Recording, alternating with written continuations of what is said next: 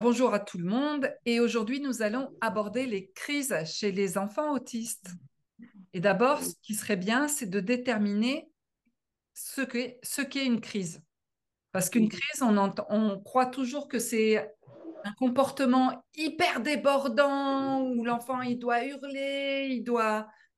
Et en fait, non, on peut s'apercevoir chez l'enfant autiste qu'une crise, ça peut être des pleurs, des cris, de bouder et qu'il ne répond pas, de se frapper et de se mordre, ou alors de secouer la tête, ou alors de pleurer et de taper, ou alors de hurler et de lancer des objets. Il faut savoir quand même que les crises, c'est un outil super puissant et super efficace que votre enfant utilise.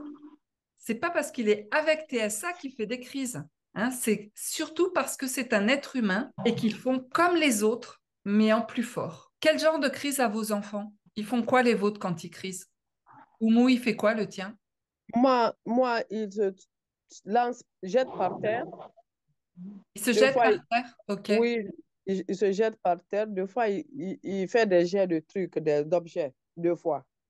Mais d'accord. le plus souvent, il se jette par terre. Il tape des gens deux fois. S'il est fâché, c'est ça. Ok. Noira, il fait quoi ton enfant, lui, quand il crise? Alors moi, c'est des pleurs et il tape ce qui est à côté de lui, comme le mur, le fauteuil, un truc comme ça. Ce qu'il trouve à côté de lui, il tape comme ça avec sa main, avec ses coups de poing. Voilà, enfin, ça marche. Ok. Stéphanie, il fait quoi le tien quand il crise? Le mien, quand en début de crise, ça va être plus tourné sur lui-même. Il se sent pas bien. Voilà, on sent que c'est le début de crise. Après, ça peut être divers. Et soit il va se faire du mal en se tapant, par exemple, ou alors il va se jeter au sol, soit il va jeter des choses, il va hurler, il va se balancer. Et moi, qui le suis aussi, on l'a su tard. Quand j'étais petite, c'était tout l'inverse. Mes crises à moi, c'était de me renfermer dans un coin. En fait, pardon, j'ai pas l'habitude de parler. Je suis un peu timide. Ma mère me disait, ça passait parce que tu prenais un livre et on t'entendait plus. Voilà, t'allais dans un coin et tu parlais plus. Voilà, moi c'était tout l'inverse. Je l'exprimais pas du tout. Ok. Merci, Voilà. Stéphanie. Et toi, Sadika? Elle se mord la main, Ok. elle saute, elle se jette des fois par terre aussi. Ces derniers temps, on me dit qu'elle commence à taper à l'école, alors qu'on n'a jamais ça, et ça m'intrigue un peu. D'accord.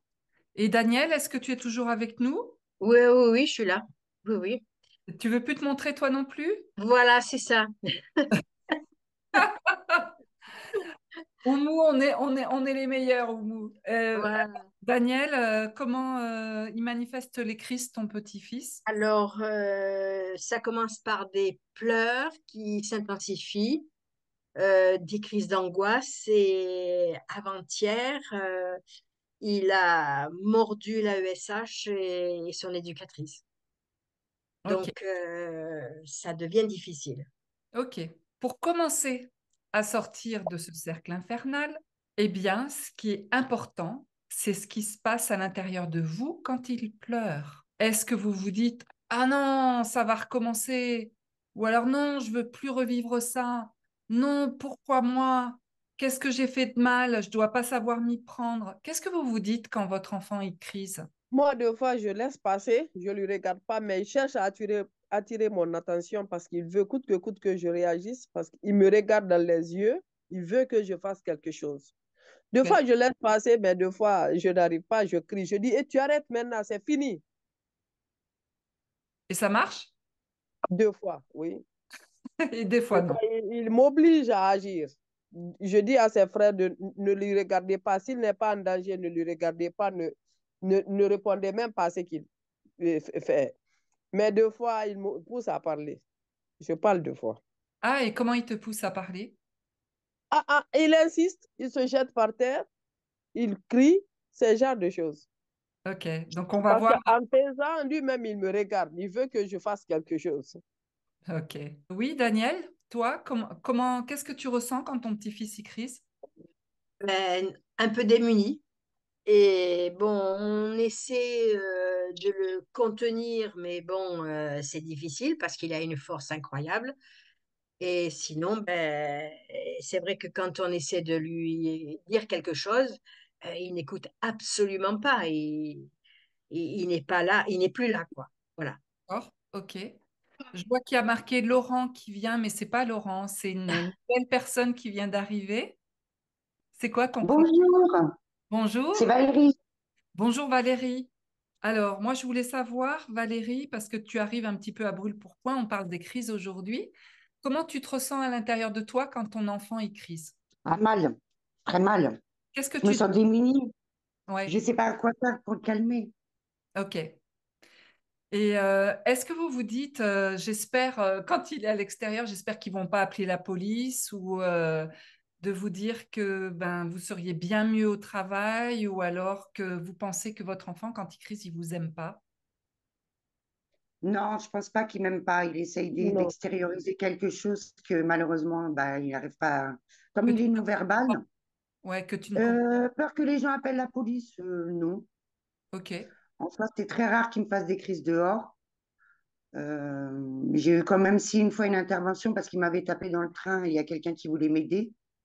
ok, Mais quand je leur ai dit non, bah, la personne est partie. ok, Bah, il va se taper et il va commencer à me jeter tous les meubles. ok. Donc voilà. Noira, comment il crise? Comment tu te sens toi quand ton enfant crise? Non, en fait, mon fils, effectivement, moi, ce que je me dis, la première chose, c'est, oh là là, ça va recommencer. Oh non. Oui, voilà, c'est ça. C'est-à-dire, lui, il crise et il commence à me dire, voilà, genre, pourquoi tu réponds pas à mon frère? Par exemple, quand je réponds pas à son frère, ça, pourquoi tu lui réponds pas? Il faut que tu lui répondes. Pourquoi tu lui dis ouais, tu lui dis pas oui? C'est ce genre de trucs. Donc, il se met en crise et en pleure, hein, et il frappe les murs, voilà. C'est-à-dire jusqu'à ce que je réagisse. D'accord, Sinon, voilà. Sinon, il continue, il est vraiment robuste, hein, il continue jusqu'à, voilà, c'est-à-dire je me dis non, je fais pas attention, je l'espère, ça va passer, mais il faut que enfin, il faut que j'agisse, il faut que je fasse quelque chose pour que, voilà, il se calme par la suite. d'accord. Et toi, Sadika? Moi, ça me fait un très gros pincement au cœur. Ah, on Depuis, t'entend voilà. pas du tout. Sadika, je t'entends pas du tout. Comme ça, Oui, je dis que moi, ça me met vraiment, vraiment mal à l'aise. À la ouais. maison, plus ou moins, mais dehors, j'aime pas. Franchement, j'aime pas. J'aime pas le regard des gens, euh, des fois, pour un changement d'itinéraire, elle pleure, elle saute, elle me dit c'est pas par là, c'est par ici, elle se meurt, elle saute. Il faut qu'on prenne l'itinéraire qu'elle veut ou bien où elle veut. C'est tout ça. Il faut qu'on explique, qu'on parle et qu'on. Et des fois, elle entend pas, mais des fois, non. Des fois, il faut Ouais. vraiment Là, qu'on c'était ait. juste la question, c'est comment tu te sens. Donc, on va voir comment les astuces pour faire que ça s'arrête, tout ça. On va un petit peu décortiquer vos réactions pour donner du sens, en fait, et pour que vous compreniez le cheminement de tout ce qui va se passer. Donc, par exemple, quand votre enfant il crise et que vous voulez et que vous vous dites juste que vous voulez que ça s'arrête. Donc, si votre enfant il obtient ce qu'il veut quand il va persévérer, parce que nos enfants ils sont malins, ils nous donnent jamais le droit à l'erreur.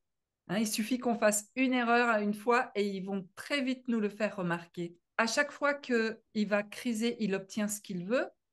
Ben, forcément, si vous vous mettez à sa place, ça va renforcer son attitude et faire qu'il va continuer à criser encore, encore et encore. Plus vous restez calme et à l'intérieur de vous, plus vous êtes calme, en fait, il faut vous demander à chaque fois quand votre enfant crise, qu'est-ce qui se passe à l'intérieur de moi? Est-ce que je suis énervée ou est-ce que je suis calme? Et l'idée, c'est de faire le calme en vous. Parce qu'en fait, votre enfant, il a un radar tellement puissant qu'il ressent exactement ce qui se passe en vous. même si vous n'êtes pas forcément conscient de ce qui vous traverse, lui, il sait. Donc, il ne va pas s'occuper de ce qui se passe à l'extérieur, parce que souvent, en tant que maman, on veut montrer le meilleur de nous, donc on va montrer qu'on veut être calme, mais à l'intérieur, ça boue. Ben, lui, il va voir, ça boue. Donc, c'est bon, je tiens le bon bout. Ça boue, il tient le bon bout. Et donc, l'idée, en fait, c'est que vous fassiez le calme à l'intérieur de vous quand il crise. C'est super important. Mais je vais dérouler encore plus, que vous compreniez comment ça marche. Donc, lorsque vous culpabilisez, vous vous demandez pourquoi, par exemple, votre enfant pleure. Et ce n'est pas parce qu'il pleure que vous êtes une mauvaise mère.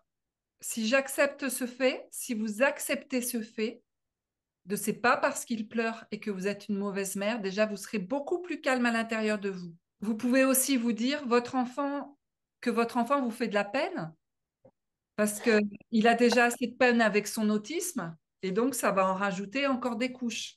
Peut-être que vous vous dites que votre enfant, quand il pleure, ça veut dire qu'il est malheureux et que votre travail en tant que parent, c'est de rendre votre enfant heureux. Surtout quand votre enfant il pleure, on pense toujours qu'il est malheureux. Mais est-ce que vous en êtes certaine? Parce que si votre enfant il peut pas dire ce qu'il ressent, est-ce que vous, par exemple, quand vous pleurez, c'est parce que vous êtes tout le temps malheureuse? Est-ce que vous pouvez pas pleurer de joie ou pleurer dans un film parce qu'il y a de l'émotion ou, euh, ou pleurer quand, je sais pas, pour vous soulager et pas forcément parce que vous êtes malheureux? Vos enfants, la plupart du temps, ils pleurent pas quand ils sont malheureux, mais ils pleurent pour obtenir gain de cause. Putain. Hein, pour eux, c'est une manière de s'exprimer, de pleurer, puisqu'ils savent que s'ils pleurent ou s'ils crisent, à la fin de la crise, ils auront ce qu'ils veulent. Ça vous est déjà arrivé? Oui. Mais alors, il y a une page blanche complètement. Eh ben, écoute, c'est un prêté pour un rendu. Tu me donnes une page noire, je te donne une page blanche. Mais je Ah, n'ai pas fait exprès. Non, non, c'est pas moi. C'est indépendant de ma volonté. ah, flûte Donc, alors. dites-vous que quand vous pleurez, que quand votre enfant pleure, en fait, à chaque fois qu'il pleure, il va oxygéner son cerveau. Ça, c'est une chose fondamentale à vous dire. Dites-vous que quand, par exemple, un bébé, il pleure, c'est pas forcément parce qu'il est malheureux. Si vous avez eu vos enfants bébés, c'est parce qu'ils veulent qu'on leur change la couche. C'est parce qu'ils ont faim, mais pas parce qu'ils sont malheureux. Dites-vous que quand votre enfant, il crise, c'est pas forcément parce qu'il est malheureux, mais c'est parce qu'il veut quelque chose. Ça, c'est très important à faire la différence.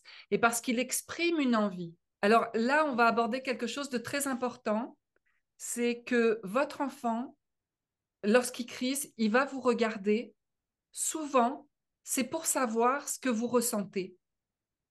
Si vous répondez à ses émotions et que vous vous pliez en quatre pour accéder à ses désirs, il va se dire, OK, quand je crise, en fait, maman, elle est toute à moi et donc elle est à mon service, entre parenthèses, pour exécuter ce que je veux lui faire passer. L'idée, c'est que si vous êtes calme et si vous êtes souriante et si vous vous montrez heureuse et que lui, il est en train de criser, il va se dire, OK, là, en fait, quand je crise, maman, elle est calme, maman, elle est tranquille, mon attitude, c'est pas la bonne pour arriver à l'atteindre.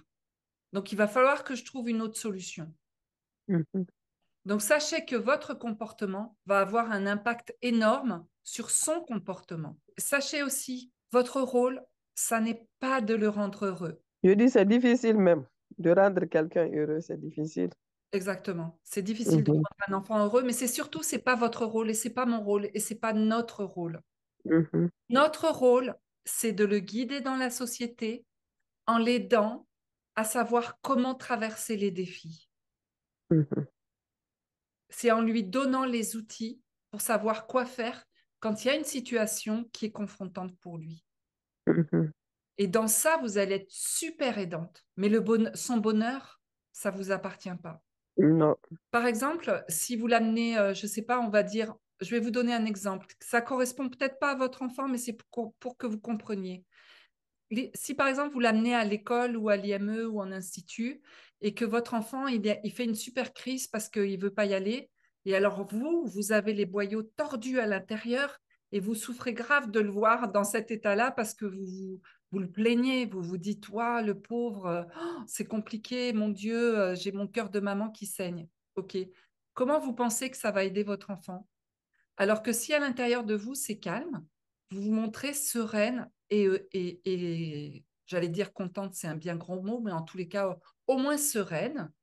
Et là, votre enfant, il va se dire, OK, là, je panique, je pleure, mais maman, elle est OK en fait. Ah bon? Ah bon, bah si elle est OK, bah, je peux être OK moi aussi. Imaginez-vous, vous êtes en voiture, en famille, ou la voiture plutôt, il n'y a pas un accident, mais elle a freiné sec. Et là, vous regardez les autres pour savoir comment ils réagissent. Si les autres, ils sont en panique, ils hurlent, ben, ça va vous donner envie d'hurler et de paniquer. Mais par contre, si vous les voyez tous sereins, ben, vous dites, c'est pas grave en fait, la voiture, elle a juste freiné. C'est pour vous montrer à quel point votre attitude peut avoir un impact sur le comportement de votre enfant. Vous me suivez? Ça fait sens pour vous? Oui, Oui. oui. Donc la prochaine fois que votre enfant crise, vous avez 2 phrases magiques à apprendre par cœur. J'allais dire, pour le mien, ça va être compliqué ce qu'il me dit ce qui ne va pas, puisqu'il est non-verbal. Donc à ce moment-là, toi, ce qui est important, c'est qu'à l'intérieur de toi, tu ressentes le calme. Et après, je vais vous montrer des astuces pour l'aider et pour qu'il apprenne à dire autrement, même s'il est non-verbal.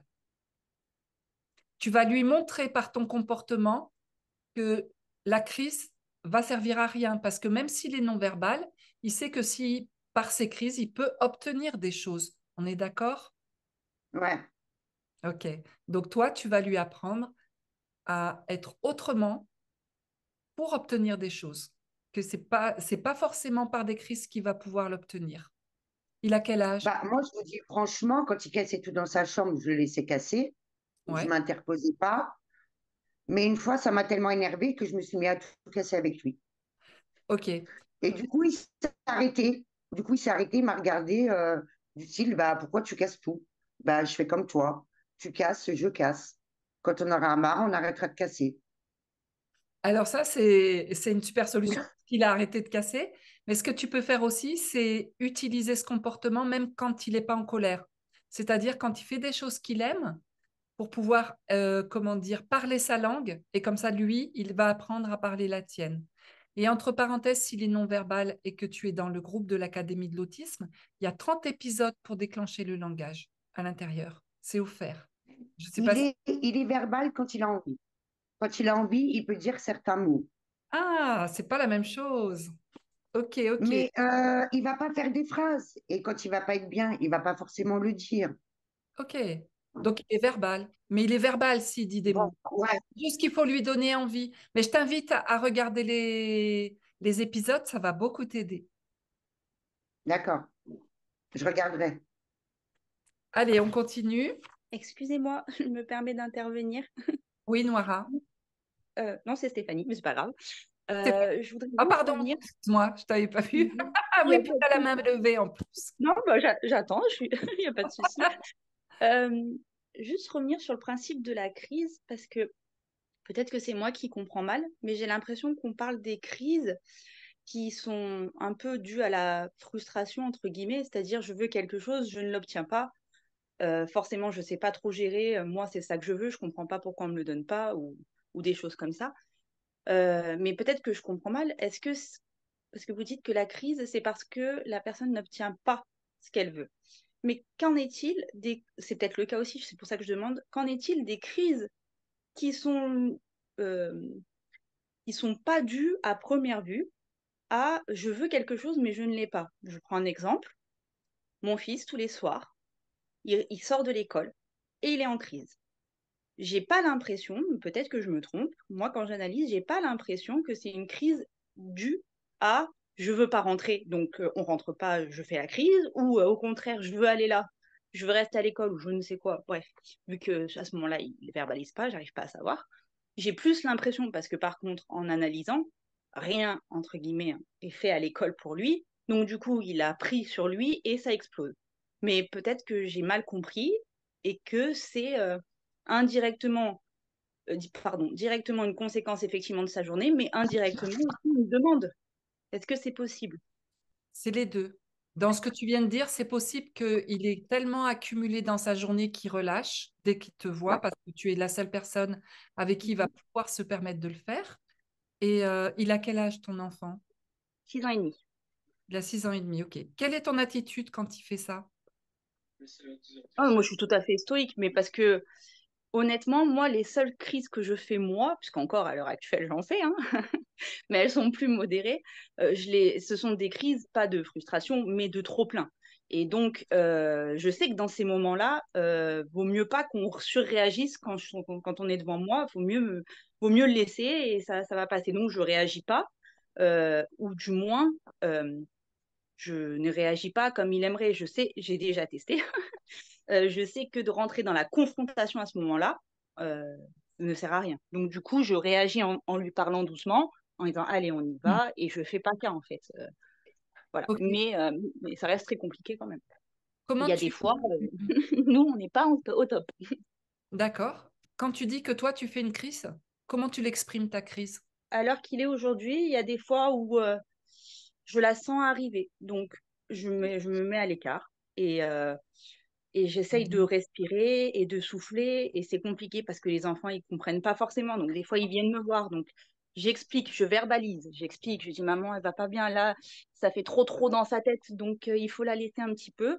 Et des fois, ça marche. Enfin, j'arrive pas à la sentir arriver. Ça explose. Et donc, dans ces cas-là, maintenant, je suis adulte, je gère pas de la même façon. Je commence à ranger. Voilà, je commence à ranger et il faut il y a tout qui y passe. Allez, je fais le ménage. Voilà. C'est plus Est-ce que tu as comme ça remarqué, maintenant. est-ce que c'est toujours le même déclencheur qui arrive quand tu fais des crises que tu ne vois pas arriver? J'ai pas vraiment analysé, je suis honnête. J'ai Ok. pas vraiment Ce serait analysé. Ça se trouve. intéressant. Ce serait intéressant que après la crise, bien sûr, c'est pas au moment où on est submergé qu'on peut Mhm. faire ce genre de travail. Simplement, une fois que c'est passé, tu peux prendre un carnet, tu notes. Tiens, qu'est-ce qui s'est arrivé? Qu'est-ce qui est arrivé à chaque fois? Mhm. Parce que C'est si vrai. c'est toujours une situation dans laquelle tu es submergé, tu vas pouvoir comprendre ce qui se passe et voir si cette situation soit peut changer, soit si elle arrive à ce moment-là, toi, avoir une attitude différente, tu vois. À ce moment-là, tu pourras arriver à mieux appréhender. Oui. Concernant ton enfant, donc là, on va dire que il y a peut-être un formatage éducatif entre parenthèses. Parce Mhm. que si tu as cette manière-là de réagir face aux situations, peut-être que ton enfant, bah, il va copier Peut-être. par mimétisme ce que tu fais toi. Tu vois? Tu me suis? Ça fait sens? Oui, oui, Ok. puisque moi, mon diagnostic, il a eu lieu après mes enfants, parce que j'en ai un plus grand de 15 ans Oui. qui vient fraîchement d'être diagnostiqué, entre autres TSA. Ok. Mais lui, bah, il est plus. D'ailleurs, c'est ça le TDAH m'a plus sauté aux yeux petit, parce que voilà. Mais le TSA est plus passé à la trappe parce que les crises qu'il a pu avoir, effectivement, étaient plus un repli sur lui-même qu'autre chose. Et donc, je ne l'ai pas vu. Et forcément, bah, si deux personnes autistes qui se replient sur elles-mêmes quand elles sont en crise vivent ensemble, elles ne se dérangent pas l'une l'autre, en fait. Euh, alors que mon petit de 6 ans, quand ça a commencé à être un peu flagrant, parce qu'au début ça l'était pas, mais je me posais quand même des questions, j'ai forcément eu des réactions qui m'ont poussée dans mes retranchements, puisque déjà de un, je ne savais pas que j'étais moi-même autiste, et comme on dit beaucoup de mamans, on est complètement démunis. Mais qu'est-ce qui me fait là? C'est pas, oula, mais moi on m'a jamais préparé à ça. Et puis comme j'avais le premier qui avait jamais fait ça, je dis mais Lucas m'a jamais fait ça, qu'est-ce que je fais, comment je dois réagir? Et puis après, on a le travail, on a la vie, on a nos épreuves personnelles qui font qu'on va surréagir par moment. Et effectivement, j'ai fini par savoir que je l'étais aussi après donc mon petit de 6 ans. Et comme vous le dites, pardon, Ah, tu me dis. effectivement, il y a peut-être eu cet effet mimétisme parce qu'au début, j'ai pu avoir des réactions. Bah, j'ai tout essayé, hein. J'ai essayé la gentillesse, j'ai essayé l'énervement, j'ai essayé. Ouais, on essaye plein de choses pour essayer qu'il se calme. Et c'est vrai qu'à ce moment-là, en plus de ça, j'ai eu un troisième enfant. Donc j'étais très fatiguée. Il y a eu beaucoup de choses qui font que j'ai eu plus de comportements négatifs que, entre guillemets, hein, que positifs. Et donc, il a peut-être effectivement mimé pardon, je m'étouffe, il a peut-être forcément mimé mes réactions de l'époque, parce qu'elles ont Mm. duré longtemps quand même. Ouais, ok, je comprends, Stéphanie. Eh bien, déjà, c'est pas facile d'être une maman autiste et d'élever des enfants autistes, donc bravo à toi. Je t'invite vraiment à, je sais pas ce que tu fais de ton côté, mais tu peux. Ce qui est très important pour toi, c'est d'apprendre à descendre dans le corps, à aller dans le corps. Est-ce, est-ce que ça te parle? Ouais, j'ai pas entendu. Non, je disais là, comme ça, non. Ok, alors ce que je veux dire par là, c'est que quand, par exemple, quand ton enfant fait une crise, voir Mhm. à l'intérieur de toi si tu as le ventre serré, la gorge serrée, mal à la tête, un point dans la poitrine. Là, Mhm. ça fait sens pour toi? Ah oui, oui, bah, j'essaye. J'essaye Ouais, quand voilà. même. Donc, si tu essayes, c'est Mais parce qu'effectivement, je disais, je vois bien la différence quand la crise commence de bon matin et que j'ai bien dormi et que tout s'est bien passé et que donc du coup, on va dire que je suis très bien. Je vois bien que la crise est beaucoup mieux gérée qu'une crise de fin de journée où j'ai travaillé, où j'ai été en contact avec des gens, où j'ai dû faire les courses, où voilà. Je vois bien que je vois bien qu'effectivement, il y a une différence à l'intérieur de moi. Où, bah, comme certaines l'ont dit, on n'a pas forcément. Si ça se passe en public, on se dit oh non, mais pourquoi il me fait ça maintenant? Enfin, voilà, je vois bien la différence. dis-toi que quand ça se passe en public, si pour vous toutes, hein, lorsque ça se passe en public et que vous êtes gêné, dites-vous que les gens vous les reverrez jamais, alors que Alors, votre vivez moi avec. personnellement, je suis pas gênée. Ok. J'explique pourquoi. Parce que de un, je sais que la crise qui se passe en extérieur, elle est due à un élément déclencheur. Donc, je dis bien la plupart du temps, c'est incontrôlable pour lui. Donc, comment je fais, moi, si mon enfant peut pas se contrôler, je peux pas l'empêcher. Voilà. C'est incontrôlable pour lui.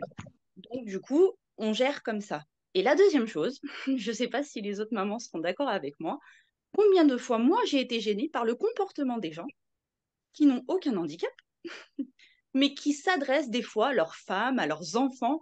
Moi, encore la dernière fois, j'ai une maman qui a pris son gamin, qui l'a envoyé voler dans Carrefour. Je lui ai dit, wow, mais qu'est-ce qu'elle fait? J'ai trouvé ça très, très gênant. Attention, je ne juge pas, je ne suis pas à sa place. Ça se trouve, elle avait passé une sale journée, l'enfant était horrible. Bref, mais c'était gênant. Et je la reverrai pas, comme vous dites. Donc, bon, bah, c'est pas grave. C'est vrai que nous, quand nos enfants rentrent en crise et que c'est des meltdowns, donc du coup, qu'ils explosent, on trouve ça très, très gênant. Mais moi, combien de fois j'ai assisté à des scènes, des gens, des maris qui parlent mal à leur femme, mais je trouve ça encore plus gênant que mon fils qui explose. Donc, du coup, je dis, bon, bah, c'est pas grave, je gère comme je peux. Et puis voilà. Ouais, tu relativises. Je vous laisse continuer parce que je veux pas monopoliser la parole, mais Mais je voilà, je voulais savoir, moi, si la crise, du pense que coup, ce bah, que tu racontes d'abord intéresse tout le monde. Je ne peux pas me tromper, hein. Bah Donc, oui, on vous écoute attentivement. savoir si la crise de saturation, on va l'appeler comme ça, ouais. pouvait aussi être due à une demande implicite, on va dire en gros, que moi, je l'ai pas vu comme ça, mais effectivement, c'est une demande de mon enfant. Moi, Oui, forcément, il a un désir qu'il ne peut pas exprimer, donc il va criser. Mais ce désir, c'est pas forcément de vouloir quelque chose de matériel. Et peut-être qu'il n'est pas conscient de son propre désir. Par exemple, D'accord. s'il a passé toute la journée comment dire, j'allais dire, à supporter ce qui s'est passé et que il lâche, il va pas être capable de dire, ah, maman, aujourd'hui, j'ai passé une journée horrible, il s'est passé ci, ça et ça. Il en est peut-être pas Du coup, conscient. ils crisent. Du coup, ils crisent. Du coup, il va criser. Donc Ouais. là, ce qui va être important, Stéphanie, ça va être ton attitude face à son comportement. Mhm. Je vais développer Très bien. quelle attitude avoir face à un enfant qui crise. Peut-être en parler aussi avec l'école. Attends, Ouais. attends, on n'en est pas là. Puis c'est encore un autre débat. Ouais, en plus. Quand votre enfant y crise, c'est ces deux phrases magiques. C'est que vous ne pouvez pas savoir ce que votre enfant ressent. Et c'est si mon enfant est malheureux, mon bien-être et ma joie vont lui être d'un grand réconfort. Première chose à adopter. La deuxième attitude, c'est de ralentir. Vous devez faire des gestes très lents et vous devez parler de manière très lentement, très lente, Mm. de manière à ce qu'il fasse la différence que quand il vous demande quelque chose et qu'il ne crise pas, tout de suite, vous réagissez à son comportement et vous allez lui donner ce qu'il veut, dans la mesure du possible, bien sûr, quand c'est OK pour vous. Par exemple, votre enfant dit, vous êtes en train de faire la vaisselle, votre enfant arrive et vous fait comprendre qu'il veut de l'eau. Là, il n'est pas en crise. Donc, vous allez arrêter de faire la vaisselle. Si vous êtes au téléphone et votre enfant vous sollicite, vous arrêtez d'être au téléphone et vous allez lui donner ce qu'il veut. Par contre, lorsqu'il est en crise, c'est là où vous allez ralentir physiquement et avec la parole. Vous ralentissez. Ça, c'est très puissant. Parce que lui, il va voir, ça va faire un bug dans son cerveau. Il va se dire, quand je crise, maman est ralentie. Qu'est-ce qui se passe? Alors que si vous réagissez, ah ben si elle réagit, c'est bon, ma crise, c'est le bon chemin. Si vous ralentissez, il va comprendre que c'est pas le bon chemin, qu'il y a un autre chemin. Et que le chemin, c'est que quand on demande quelque chose et qu'on n'est pas énervé, maman se rend disponible pour donner la chose. Vous pouvez aussi lui donner des explications, c'est assez puissant. Simplement lui dire, écoute, là, tu es en train de criser, tu es en train de pleurer ou tu es en train de jeter quelque chose, vous êtes calme, mais quand tu fais ça, moi, je ne comprends pas ce que tu veux. Je ne peux pas t'aider parce que je ne comprends pas ce que tu veux. Est-ce que c'est possible de me montrer autrement ce dont tu as besoin? Même s'il ne peut pas, c'est pas grave. Au moins, vous avez verbalisé d'une manière calme. Et alors après, une attitude que vous pouvez faire aussi, c'est de lui donner des raisons. En fait, vous devez expliquer pourquoi vous n'allez pas accéder à ce qu'il veut. Par exemple, il veut un gâteau avec beaucoup de sucre. Ah ben, tu comprends que là, je ne peux pas te donner ce gâteau parce que quand tu manges du sucre, ça te met très en colère. Et moi, j'ai envie d'être avec un petit garçon qui est calme. En fait, votre enfant, il a besoin de savoir pourquoi vous n'accédez pas à ses désirs et pour comprendre que, en fait, vous ne le punissez pas, mais au contraire, vous utilisez la bienveillance. Les punitions, ça sert à rien, je vous le dis tout de suite.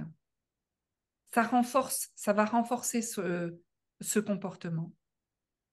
Bah, excusez-moi de vous couper, mais moi, quand mon fils il m'avait tapé pendant plus d'une heure dans la rue, je vous dis franchement, parce que j'ai eu du mal à rentrer chez moi quand même, je vous dis tout de suite que je l'ai puni pendant une semaine. Une semaine, il n'est pas sorti. Hein. À chaque fois qu'il me demandait de sortir, je lui disais non, parce que tu as été méchant avec maman, tu m'as tapé. Donc, c'était une forme de punition. Pendant plus d'une semaine, je ne l'ai pas sorti. Pour rien du tout, même pas pour aller aux courses, même pas pour s'aérer 2 minutes dehors. Je lui ai dit, j'ai tellement peur, j'avais tellement d'appréhension qu'il recommence, parce que c'était quand même violent, Oui, que je vous dis franchement, là, ça fait que depuis 2, 3 semaines que vraiment je le ressens. d'accord. Tu as trouvé une astuce pour lui montrer que c'était pas possible ce comportement. Voilà, Ça a marché. oui, pour le moment. J'espère qu'il ne recommencera pas. Ok, mais de toute manière, même s'il recommence parce que la vie c'est fait de haut et de bas, l'idée c'est d'avoir des outils pour savoir quoi faire. Ouais. Ok, Mais il a été frustré, je pense, parce qu'il voulait aller au McDo et je lui ai dit non. ok, Je lui ai dit pas maintenant. Je lui ai dit, tu auras le McDo après. Ce n'est pas toi qui commandes. Sauf que, bah, après, c'est parti tellement en crise et qu'il me tapait et qu'il me poussait et tout, que j'ai préféré essayer de rentrer chez moi que de l'emmener au McDo. Est-ce que je peux me permettre oui, bien sûr. Oui, d'intervenir? Vas-y. oui, oui. Je- Parce que j'ai eu des situations moi aussi où il devenait un peu violent. J'ai analysé la chose. Et est-ce qu'il ne s'est pas senti dans un état de stress trop intense? Et du coup, si j'ai bien compris, il ne verbalise pas bien. Donc, impossible pour lui de le dire. Et du coup, il l'exprime par une autre forme de violence pour faire comprendre qu'il y a quelque chose de violent qui se passe en lui. Euh, Là, par exemple, Oui, oui, c'est ce que j'ai compris aussi. en analysant, Sauf alors qu'il ne faut pas céder. en analysant peut-être qu'il y a plein de choses, d'autres choses qui s'étaient passées, être extérieur, à l'extérieur, est-ce qu'il y avait beaucoup de monde? Déjà, il ne voulait pas descendre du bus. Mais si il ne descend pas du bus, moi, je fais 10 fois le tour de la ville en bus. Donc, à un moment donné, il faut que ça s'arrête. Tout à fait. Donc, je Mais l'ai est-ce forcé à descendre du bus ce Alors, ouais. jour-là. Alors, je vais vous arrêter à toutes les deux parce que là, que... on va rentrer dans autre chose. Ok. Ouais. Non, pour que ton enfant vienne dans ton monde, il va falloir, toi, rentrer dans son monde. C'est-à-dire lui donner le plus de pouvoir possible quand il est chez toi. Et ça veut dire lui interdire le moins possible à la maison. Par exemple, s'il a des choses qu'il ne doit pas toucher, au lieu de lui dire non, non, tu ne dois pas toucher, enlever les choses et les cacher. Tu dois lui donner le pouvoir et enlever le mot non de ton vocabulaire parce que c'est souvent le mot non qui va provoquer une crise ou un accès de violence. Mais on n'est pas là pour... Ça, c'est encore un autre débat. En fait, là, on va vraiment cibler parce que la violence, c'est interdit. Quoi qu'il en soit, c'est interdit. Mais il y a plusieurs attitudes. Si tu veux, des fois, le fait de réagir à une violence va formater ton enfance à ton enfant à réagir à cette violence. Dans le sens où un enfant a toujours l'attention de sa maman. Toujours. Lorsque il se montre violent, tu vas réagir. Dans sa tête, inconsciemment, il va se dire, OK, quand j'ai cette attitude-là, maman, elle est toute à moi. Donc, le but dans la violence, c'est de ne pas réagir. Mais zéro zéro réagissement. Alors là, je suis devenue une experte pour vous dire parce que mon enfant, la dernière fois qu'il m'a frappé, il avait 22 ans et j'ai eu 2 côtes fracturées. Moi, j'ai eu un enfant qui faisait des crises 3 fois par semaine, mais qui cassait tout à la maison. Seulement, il avait pas avoir comment dire, une prise en charge. Tout ce qu'on me proposait, c'était un éducateur à la maison, ce que j'ai eu. C'était des médicaments, ce que j'ai refusé de lui donner, parce que je savais que ce n'était pas le bon chemin. Je savais qu'il y avait un autre chemin. Mais du jour au lendemain où j'ai compris ce qui se passait et où j'ai fait le calme en moi, et avec d'autres formations, bien sûr, je vous assure que mon fils, il n'a plus jamais, jamais, jamais fait une crise. Il n'a plus jamais rien cassé chez moi. Ça a été Ça fait un moment qu'il me le fait plus, heureusement. ouais, mais s'il te le refait, et si c'est chez toi, où c'est encore plus facile, regarde ce qui se passe à l'intérieur vraiment de toi et garde le calme. Et tu ne portes aucun intérêt à cette violence. Bah, quand il m'a tapé dans la rue, j'ai fait comme si de rien, je l'ai laissé me taper, c'est tout. Oui, mais il savait à un moment donné, tu allais dégoupiller. Oui, il attendait que je craque, je Oui, pense. ben oui, oui, oui, parce que il avait un radar, parce qu'il a su qu'à un moment donné, il y avait une faille et que peut-être que devant les autres, tu allais en avoir ras-le-bol et que tu allais manifester. D'ailleurs, il a bien compris puisque tu appréhendais de sortir avec lui. Ouais, Il a su qu'il avait ce pouvoir sur toi à ce moment-là. ouais. Or, si tu es complètement calme à l'intérieur de toi et qu'il commence quelque chose, t'inquiète pas, il va se dire, mais j'ai plus de pouvoir sur maman en fait. C'est pour ça que quand il vous demande des choses, rendez-vous disponible quand il demande des choses hors crise pour accéder à ce qu'il veut. C'est super important. Je veux parler. Vas-y, Oumou. Moi, mon problème, c'est à l'école. Parce que il fait moins de crises dehors. Quand on sort, je Alors, l'amène. on va finir et puis après, on fera les questions-réponses. Ok. D'accord?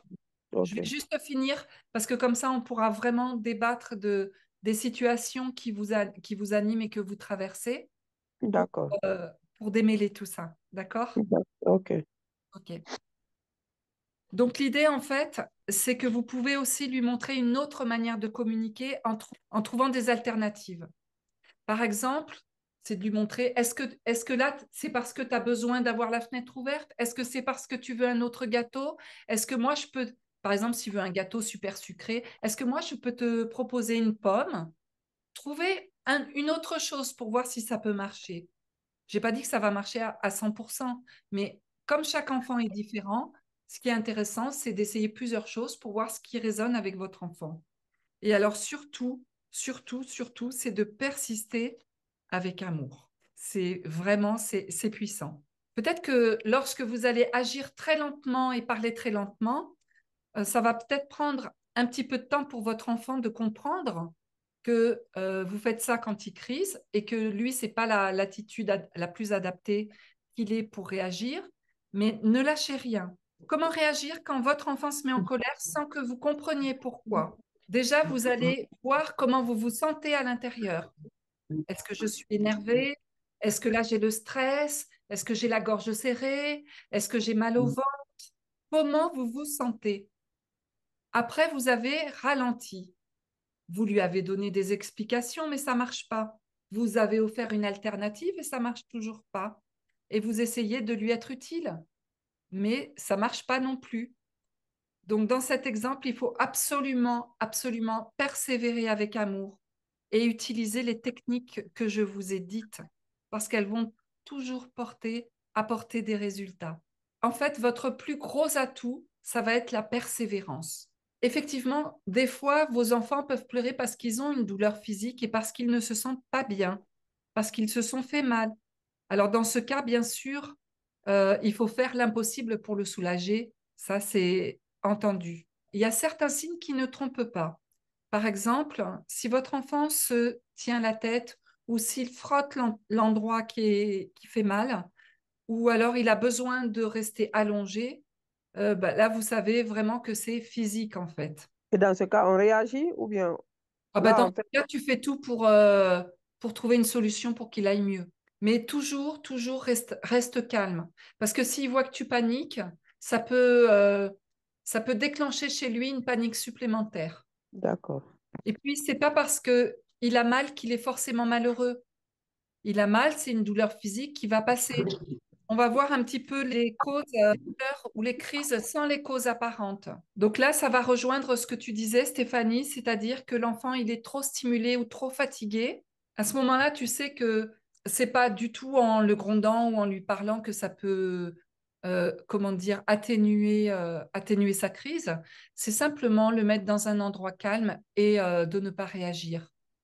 Comme toi, quand tu disais, quand tu sens une crise, tu as besoin de t'isoler, peut-être que ton enfant, à ce moment-là, il a besoin d'être isolé simplement pour redescendre.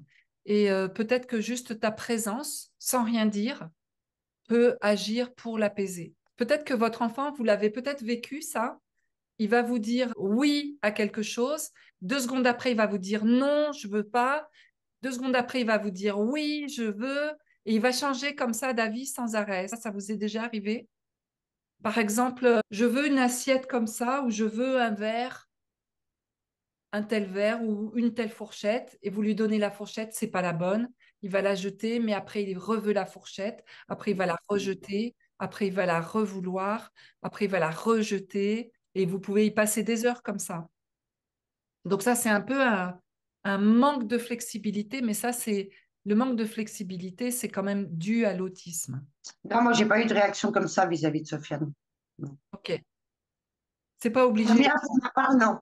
Parce Moi, que c'est lui, vrai. généralement, quand il est chez moi, le matin, comme là, il est à côté de moi, eh ben, il va regarder YouTube. Là, il regarde YouTube. Voilà. Ok. Après, Donc, on en va lui fait, faire à manger. Il va manger. plus votre enfant va vous solliciter, plus vous aurez des idées, des occasions de l'aider, et plus il va devenir flexible. C'est super important de toujours réagir lorsqu'il n'est pas en crise. Quitte à, je vous dis, hein, souvent quand on est au téléphone, c'est souvent là où ils viennent nous solliciter.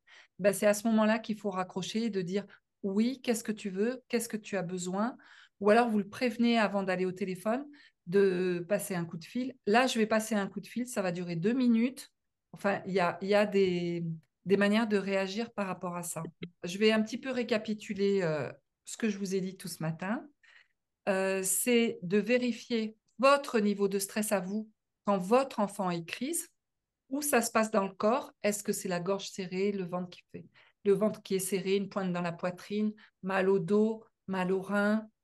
Regardez comment vous vous sentez. Répétez-vous en boucle que votre objectif, ce n'est pas d'arrêter votre enfant d'utiliser la colère, mais de lui montrer qu'il y a une façon différente de communiquer. C'est pas grave si vous ne comprenez pas pourquoi il pleure, vous êtes quand même un bon parent. Ça ne remet pas en question votre rôle. Quand votre enfant crise, allez au ralenti, marchez au ralenti, parlez au ralenti. Dites-lui que vous ne comprenez pas ce qui se passe quand il pleure. Montrez-lui comment communiquer avec des mots, avec des bruits, avec des gestes. Demandez-lui de vous montrer avec la main, s'il est non-verbal, ce dont il a besoin. Vous allez lui proposer une alternative. Et alors, il y a quelque chose que je veux vous dire, c'est que si vous faites cette attitude 9 fois sur 10, et qu'à la 10e fois, vous craquez, ben, votre enfant, il va le savoir. Et c'est là où je vous dis, vous n'avez pas droit à l'erreur, dans le sens où vous devez avoir cette attitude 10 fois sur 10. C'est super important pour lui. Que les pleurs et les crises ne sont pas toujours signes de colère, mais pour lui, une manière de montrer ce qu'il ressent. Il y a une manière aussi que je ne vous ai pas dit et que je voudrais rajouter maintenant, c'est que par exemple, quand il commence à criser, que vous voyez que ça s'éternise, à ce moment-là, vous allez vous occuper. Soit vous allez faire la vaisselle, soit vous allez faire du rangement, mais vous ne lui montrez pas que vous êtes après lui quand il a cette attitude, de manière à ce qu'il sente vraiment que ce n'est pas cette manière de communiquer qui va lui apporter quelque chose. Alors maintenant, on peut faire les questions et réponses. Je Oumo, peux parler? vas-y. Oui. Moi, c'est à l'école le plus souvent qu'on se plaigne. Les maîtresses disent que parce qu'il avait commencé, il poussait au début ses amis, il les tapait. À un moment, il a arrêté complètement. Mais ça fait quelques semaines, voire un mois maintenant, que tout le temps, que la maîtresse se plaigne qu'aujourd'hui, il m'a tapé, il s'est cogné par la tête, il s'est cogné la tête au mur, il m'a tapé tout le temps, tout le temps. À la Ok, maison, il fait rare ce genre de choses à la maison, mais ok, plutôt à l'école, parce que son comportement, le plus mauvais côté de son comportement, c'est à l'école. À la ok. maison, il fait moins. Je ne sais pas qu'est-ce qui cause ça. Alors, toi, tu dois apprendre à communiquer avec la maîtresse et Mhm, et à lui expliquer ce qui va renforcer le comportement de ton enfant ou ce qui va l'aider. Et que tu vas lui dire à ta maîtresse que si elle mhm, porte attention à ce comportement, ça va renforcer le comportement de ton enfant. Et que sa maîtresse, tu peux lui expliquer, de lui dire que ton enfant, il a un radar pour voir comment elle se sent. Et que si elle se sent stressée, si, pareil, elle a la gorge serrée ou mal au ventre, ton enfant, il va savoir et il va, pour lui, comprendre que c'est peut-être une attitude à recommencer puisqu'il obtient une réaction d'elle de sa part. Tu mhm. dois devenir la professionnelle de ton enfant et former les gens qui ne sont pas professionnels autour de lui. Donc cette maîtresse, probablement, n'est pas formée à l'autisme, ou si elle l'est, elle n'a pas les codes de ton enfant, et c'est à toi de lui apprendre. Et je vous invite toutes à faire la formation à tout que je vous offre quand vous êtes dans le groupe, et j'y ai passé des heures à cette formation. Je vous offre un carnet gratuit de correspondance. Donc, il y a 3 volets dans ce carnet, un qui est complètement vierge, un qui est avec des idées à remplir et un qui est faussement rempli pour vous montrer. Et ce carnet, vous allez pouvoir le donner à toutes les personnes qui s'occupent de votre enfant pour qu'elles sachent comment réagir avec. C'est super important de communiquer avec les professionnels ou les parents, les grands-parents qui s'occupent de votre enfant pour leur permettre d'avoir le plus de compréhension possible. Et plus votre enfant va se sentir entendu, compris, avec des réactions adaptées, moins il aura besoin de communiquer de cette manière-là. OK, merci. Avec plaisir, Oumu. Ouais. Après, est-ce que tout est fait aussi pour lui? Parce que ça peut aussi être le genre de réaction que mon fils a. Quand je dis tout, c'est des aménagements dont il a besoin.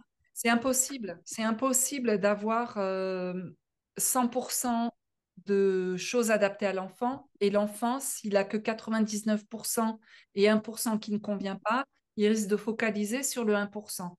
Donc l'idée, c'est vraiment de montrer à l'adulte, à l'autre, celui qui va à l'étranger, on va dire celui qui ne fait pas partie de la famille, enfin, ou aux professionnels, de leur expliquer comment agir avec l'enfant.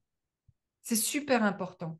Moi, je me rappelle que quand mon enfant allait à l'école, j'avais, alors j'étais pas aussi formée que maintenant, bien sûr, mais je donnais 10 pages de photocopie à la directrice de l'école, à toutes les personnes en contact avec lui, même la personne de la cantine.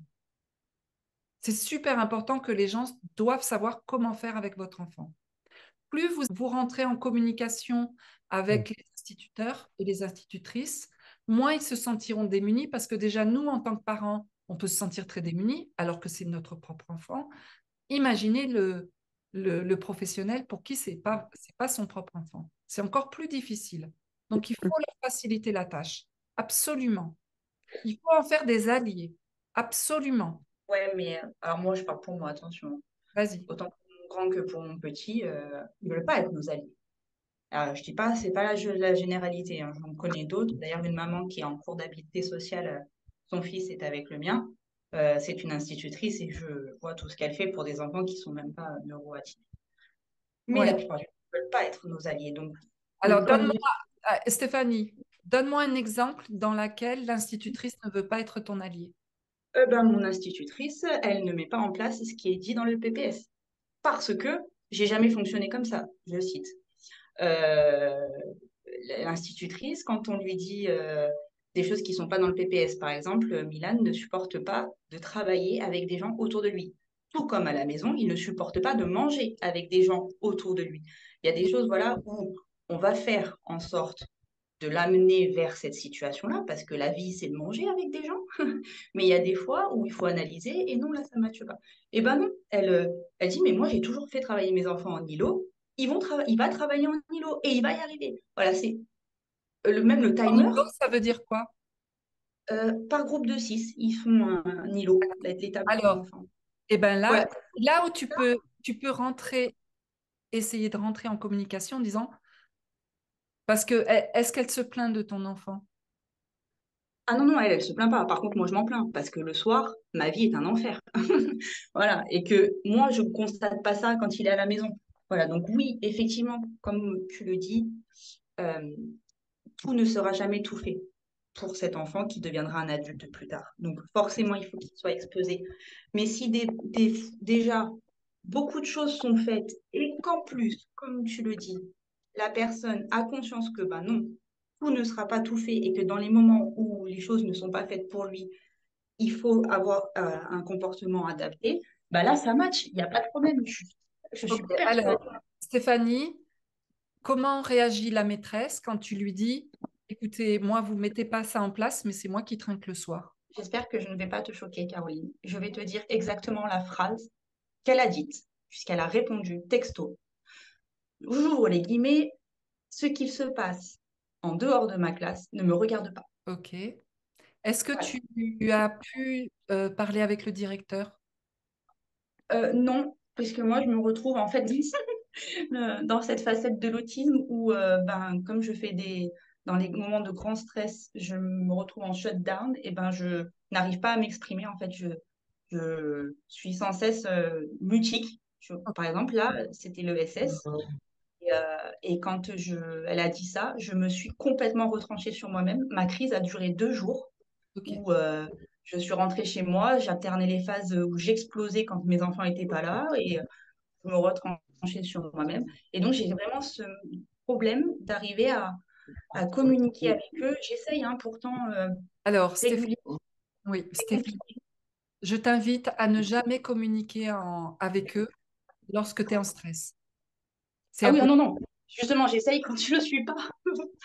Mais ça marche pas vraiment. Tu sais, on me, re- on me répond gentiment. Il n'y a jamais de Est-ce qu'ils méchanceté, hein. est-ce qu'ils Et savent que tu es avec autisme? oui, je l'ai dit, mais bon, on me dit, ah bah ça se voit pas. Voilà. Ouais. Si tu n'arrives pas à t'exprimer et que tout de suite, ça te fait être à l'intérieur de toi, je t'invite à écrire une lettre au directeur. Tu vas au grade au-dessus et tu exprimes de Ah, mais manière... la directrice est là, hein, et elle a acquiescé. J'ai pris mon courage à deux mains et j'ai écrit au maître référent le lendemain. J'ai envoyé un mail. Il est Ok. très bienveillant, très gentil, et on a une ESS de nouveau à la fin du mois pour où j'ai décidé du coup d'écrire et de lire ce que j'ai écrit, un peu comme toi tu as fait là, pour organiser et voilà, que j'aimerais vraiment qu'ils comprennent, et je parle pas que pour moi en fait, mais que comme tu le dis, on est des professionnels de nos enfants. Et effectivement, moi j'ai cette particularité qui fait que je comprends un peu mieux mon fils, mais que on fait pas ça pour les embêter en fait. Comme tu le dis, on peut pas tout faire pour nos enfants, même nous, on est incapable de tout mettre en place pour nos enfants. Est-ce que tu leur as dit que tu fais pas ça pour les embêter? Oui, oui, oui. Non, non, mais à chaque fois, ils disent, ah oui, oui, on entend bien, y a pas de souci, mais vous inquiétez pas, on va gérer. Bon, ok. Ok, donc là, Ouais, des fois, c'est compliqué. c'est pas Mais ça. tout ça pour... Je l'ai vécu, ce que tu as vécu, Stéphanie, je l'ai vécu jusqu'à ce qu'ils sortent de l'école. Donc, je comprends. Le problème, c'est que c'est pas dit que même s'ils mettent tout en place, ça se passe. C'est peut-être cruel ce que je vais dire, mais rien que le fait d'être confronté avec d'autres enfants dans un autre cadre, ça peut être déjà trop stimulant pour ton enfant. Ah oui, non, mais c'est clair, c'est tout à fait ça, hein. Parce que je vois bien les réactions qu'il a quand il est tout seul et qu'il y a ses frères. C'est déjà deux mondes différents. Ouais. La question à se poser, c'est, alors je ne te connais pas, j'exprime des exemples, hein, mais est-ce que la déscolarisation et l'école à la maison serait possible? Eh ben, je l'ai eu envisagé à un moment donné. Malheureusement, j'ai peur de lui porter préjudice, en fait. Je sais pas. C'est peut-être un risque à prendre, mais je me dis, est-ce que je vais pas l'enfermer dans ce monde où moi je me sens très bien, hein. Il n'y a pas de souci, j'ai pas d'amis, enfin j'ai pas d'amis ici, j'ai une meilleure amie qui est en Roumanie d'ailleurs, tu vois, pour te dire, je suis sûre de...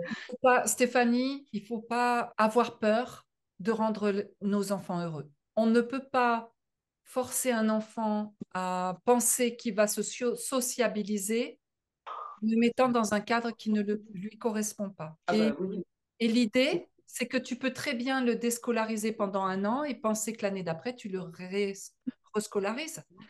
Personnellement, c'est ce qui je vais te donner mon exemple. Bon, le mien, il va avoir 30 ans cette année, mais lorsqu'il a eu 8 ans, je l'ai déscolarisé. Tellement ça se passait mal à l'école. Alors que la maîtresse, par contre, était de très bonne volonté. Et, euh, les petits groupes et tout ça, c'était impossible. Et puis d'ailleurs, il n'était même pas en duo. Enfin, c'était compliqué avec lui. Et donc, je l'ai déscolarisé. Bon, il a fallu que je me batte contre le pédopsychiatre, l'académie, la maîtresse, mais j'ai obtenu gain de cause. Et l'année d'après, j'ai pu le rescolariser. Et ça s'est vachement mieux passé. Pourquoi? Parce que mon fils, il a pu faire la différence. Il s'est dit, tiens, quand je vais avec maman, ben, j'ai plus les copains. Malgré tout, il n'avait aucun contact avec les copains. Mais il voyait qu'il était H24 avec moi et que peut-être pour lui, ça lui apportait moins de choses. Je ne sais pas. Je ne sais pas ce qui s'est passé dans sa tête. En tous les cas, la rescolarisation, bizarrement, il a eu plus du tout mal au ventre et à la tête. Alors qu'avant, c'était des crises tous les jours pour aller à l'école. Tu vois? Donc, ça peut être une déscolarisation ponctuelle Mhm. à tester. Mais il ne faut pas avoir peur de rendre nos enfants. C'est ça, faut pas hésiter en fait à aller vers eux, parce que moi, Pas c'est hésiter. c'est vraiment le problème que j'ai, c'est que je me dis, il faut pas que je me les mette à dos. Eh ben, tu as bien compris, toi, si tu as du TSA, que c'est pas en te forçant à faire des choses que tu vas y arriver. C'est au contraire en respectant ton fonctionnement que tu vas pouvoir t'épanouir. Et c'est pour ça que si je peux donner un conseil à toutes les mamans qui sont là, moi, ma maman, c'était un peu particulier. Je n'étais qu'avec elle. Je n'étais pas exposée aux écrans. Attention, je dis pas que c'est pas qui favorise, hein, mais il n'y avait pas d'exposition aux écrans. Euh, Elle ne s'est adaptée qu'à moi et c'est pour ça qu'on n'a pas vu, en fait. Parce que, voilà, vraiment, quand on observe son enfant, elle m'a observée. Elle m'a observée et il y a eu des moments où c'était pas facile, hein, parce que papa était pas là. Donc, mais si je peux vraiment donner un conseil à toutes ces mamans, courage et extraordinaire aussi, il faut le dire, c'est vraiment d'observer vos enfants, ça les aidera vraiment, enfin, ça vous aidera à les aider dans les moments de crise, parce que vous les connaîtrez vraiment, c'est c'est Tout à fait. coûteux, des fois, ça vaut le coup. Tout à fait. Je te remercie, Stéphanie, pour ton intervention. Est-ce que Sadika, Noira ou Daniel, vous avez des questions et même toi, Valérie, avant qu'on se quitte? J'ai Alors, une petite pardon. question. Ah, pardon. Parle. Noira? Oui, Oui, Noira, vas-y. j'ai entendu parler comment dirais-je, de granules ou de solutions qui peuvent aider. Bon, je ne sais pas, j'ai pas essayé. Des fleurs de bac qui sont intéressantes apparemment pour les émotions. Donc, je voulais voir avec vous, est-ce que vraiment ça vaut le coup ou... Moi, tu Hein? sais que je suis coach naturopathe Oui, et que ce qui m'intéresse, moi, c'est la cause des causes. Et l'asymptomatique ne m'intéresse pas parce que lorsque tu vas traiter les fleurs de bac, c'est l'asymptomatique, c'est-à-dire que tu vas traiter un symptôme. Non, c'est-à-dire en plus de ça. En plus, c'est pas, c'est-à-dire, voilà. En plus, moi, en plus, quand je vois la composition des fleurs de bac, je pars en courant. Ah oui, d'accord. Non, non, c'est pas naturel du tout. Donc, l'idée, c'est ça. Après, sachez que si vous avez envie d'aller plus loin, moi, j'ai des programmes qui sont adaptés pour faire des progrès à votre enfant s'il doit sortir de la sélectivité alimentaire, pour le sommeil, pour les crises, pour le comportement, pour renforcer le système immunitaire. Sachez qu'on peut aller plus loin. Alors moi, la dernière question, j'aimerais savoir quelle autre alternative j'aurais pour donner comme petit déjeuner à mon enfant, comme les céréales, le pain. Non. Et... Alors, aujourd'hui, on va pas parler de ça parce qu'on parle des crises, tu vois. Et ça, c'est vraiment sortir d'aujourd'hui. Et donc, pour aujourd'hui, donc, comme c'est, tu vois, c'est déjà 11 h presque et demie. On va se... Ok, D'accord? Alors, d'accord. est-ce que je peux poser une dernière question? Oui, Daniel. Voilà. Comme tu sais, là, en ce moment, il y a un déménagement qui se profile pour début juillet. C'est vrai que les crises de Yann se sont vraiment intensifiées depuis un mois et demi, parce qu'il voit évidemment qu'autour de lui, il y a tout qui bouge, les meubles, les cartons qui s'empilent, etc. Et c'est bon, il a compris qu'il y a un changement, mais bon, on ne sait pas comment réagir par rapport à ces crises qui s'intensifient vraiment. Alors, l'idée, Est-ce que, c'est de oui. lui montrer, de toujours lui expliquer. Ah oui, ça a été fait. Il y a Non, non, même, non, c'est pas ça a été fait. C'est que tous les jours, il faut dire. Aujourd'hui, il va se passer ça. Aujourd'hui, on va faire les cartons de ça. Aujourd'hui, on va aller là. Aujourd'hui, c'est des démarches à faire. d'accord. Il faut Alors, décortiquer chaque jour. mon beau-fils a fait un petit, comment dire, planning avec la photo de la maison actuellement et la photo de la nouvelle maison à partir du 9 juillet. Et au fur et à mesure, il décompte Ok, c'est bien. pour montrer que ben, il va y avoir un changement début juillet. Mais bon, malgré ce, évidemment, les crises sont presque quotidiennes. Eh ben, c'est marcher lentement, parler lentement, ne pas donner de pouvoir à ces crises. C'est faire tout ce que j'ai dit aujourd'hui. Oui, d'accord. C'est parce que là, l'enfant, il est en train de montrer, il montre un stress en fait. Et Ah que oui, oui. si on va répondre à son stress, il va se dire, OK, bah, quand je stresse, eh ben, en fait, je vais attirer de l'attention. Donc, c'est bon. C'est le chemin le meilleur que j'ai trouvé et ça marche. Mais Oui. or, il faut lui montrer que les crises, ça marche pas. Mhm. C'est ça. Et puis, si je peux me permettre, ça restera stressant. C'est un changement. Ça fait Ah oui, partie des changements inévitables. Je disais, comme ça reste un changement inévitable, donc un stress inévitable pour lui. Donc, comme l'a très bien dit Caroline, c'est ça, c'est toujours lui répéter et se dire que lui, la notion du temps, c'est pas la même que les personnes neurotypiques. Il n'arrive pas à mesurer. Enfin, je parle pour moi, mes enfants, on a du mal à se positionner dans le temps. Ouais, je te rassure, Stéphanie, les enfants, même quand ils sont petits, ils ont beaucoup de mal avec le temps. Et encore plus un enfant atypique. Il n'arrive pas. Donc là, le 9 juillet, il a peut-être l'impression que c'est 9 ans, en fait. Donc il va on dit, avoir mais 8 ans. être là, bien le rassurer, lui expliquer. S'il y a de se rendre sur place, moi, je sais que ça a aidé mes enfants. Après, Daniel, il faut bien penser que quand on a un enfant encore plus atypique, c'est que chaque jour est neuf. Et c'est pas parce qu'on a fait une action la veille qu'elle Ah va oui, être d'accord. dans le temps et que chaque jour, eh bien, il faut tout décortiquer, expliquer, La répétition. la répétition. Voilà. Ok, Fréquents. d'accord. La bienveillance, la répétition. Et de la Mhm. bienveillance, Et toujours. deux? De la bienveillance, Ah oui, oui, oui. toujours. Amour et bienveillance. Ouais. Si je peux juste dire un dernier truc, après, promis, je vous laisse tranquille. C'est c'est vraiment le plus important. C'est de se rappeler, parce que je me le dis pour moi, pour mes enfants, parce que des fois, c'est pas facile. C'est de se rappeler que c'est un trouble. Et que le trouble, là, à leur âge, il n'est pas gérable. Donc, je dis bien souvent, hein, parce que ça reste des enfants aussi, ils sont très intelligents, c'est plus fort qu'eux. Voilà. Et des fois, ça aide quand Caroline dit de s'analyser, de dire comment je me sens, Est-ce que je suis stressée? Ça m'énerve. Oh là là, mon Dieu. Non. Souffler un bon coup, il ne le fait pas forcément exprès. Allez, on y va, on va y arriver.